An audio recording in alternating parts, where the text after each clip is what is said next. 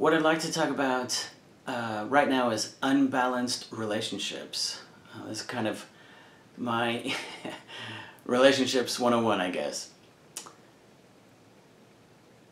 If you think about dominant and submissive roles, I think one of the things that hurts relationships, well, the first thing that hurts relationships is people who don't really talk to each other. They don't really communicate in the heartfelt way that I think that they should. But today I just want to talk about unbalanced relationships. You have one person who's a dominant and one person who's a submissive. Now you would think that it was the dominant person who holds control, but it's really the submissive person who holds control. If you think about the stereotype where a alcoholic man is with a quote-unquote submissive woman, and that he's abusive but she stays anyway, you would think, well, he's evidently got control of her.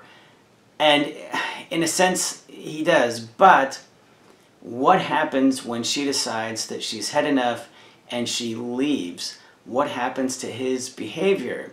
He completely crumbles. Why? Because he doesn't have anything to control now.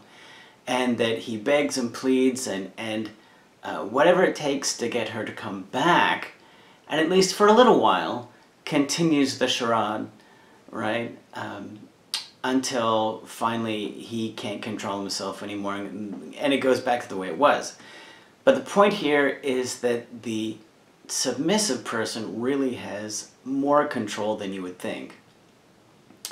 So you have a dominant person who meets a submissive person, and you would think, how did those people even get together? Why would this be something that they would want?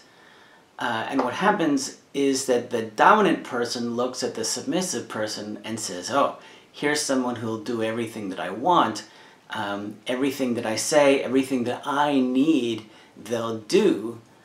The submissive person doesn't really want to make decisions, may not be really sure what they want, and enters into this relationship. The submissive person then gets someone who is a leader. They make all the decisions. The submissive person doesn't have to really think about it very much. The dominant person gets to do whatever they want and to be in control, which is kind of what they want. The problem becomes time. After that relationship has gone on for a little while, well, let me back up. My personal opinion is that submissive people are attracted to dominant people because on some level they want to be dominant, or they want to be more dominant, more in control, let me say, than they are. The idea is, if I give you everything that you want, maybe you'll teach me a little bit about what you are like. Say, like, maybe in the stereotype, a nerdy kind of person who starts dating someone who's really popular, right? The problem becomes, does that dominant person really want to give up their dominance? So the submissive person says, oh, come on, let me make some decisions, or can you teach me? And the answer is really no. So the submissive person is kind of locked into their position, I suppose, in the hierarchy. But the dominant person, eventually, unless they're getting everything that they want, the dominant person generally gets tired of having to make all the decisions all the time. This goes along with one of my kind of favorite jokes about relationships. The person says, hey, you want to go out to eat tonight? Oh yeah, where do you want to go? Oh, I don't care. Right, you know where this is going. And then the other person suggests something. Hey, why don't we go here? And the other person, you tell me, what do they say? Yeah, they say no, right? So anyway, that's kind of like unbalanced relationships. People seem to think that it'll work out with time, if I just put a lot of energy into this, things will get better. But if it's really unbalanced, the answer is no, it's not likely. Let me give you an example. I knew a guy who I went to high school with. He wanted a very conservative wife. And that's really what he got. He got a very conservative wife who wanted to be a stay-at-home mom, who wanted to raise the children, and they both wanted, you know, the house with a white picket fence and a 2-car garage.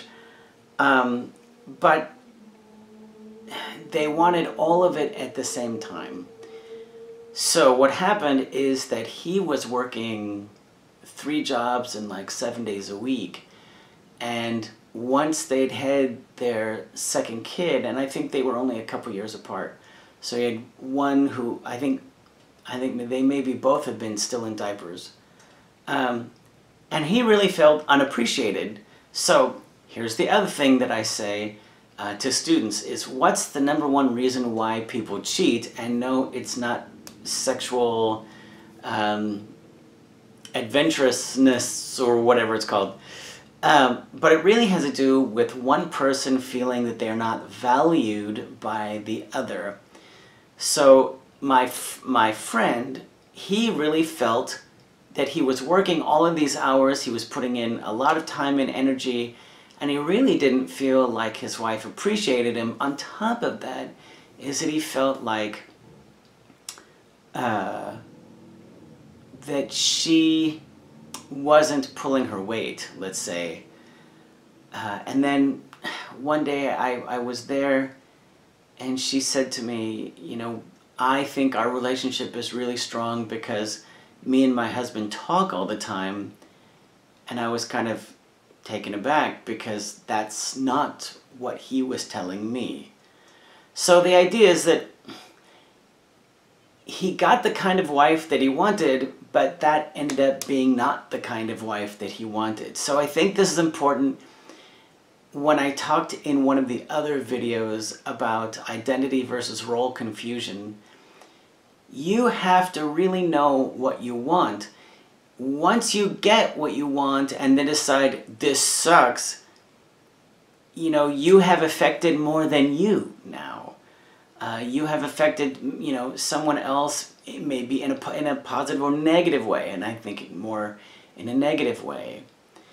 But unbalanced relationships almost never work. Now, do opposites attract? Yes, they do. But usually they're what I would call passionate relationships, which means the two people have a lot of sex, but they don't share very much. And that's really the problem, is that once this guy, he got married to his fling, and once they got married,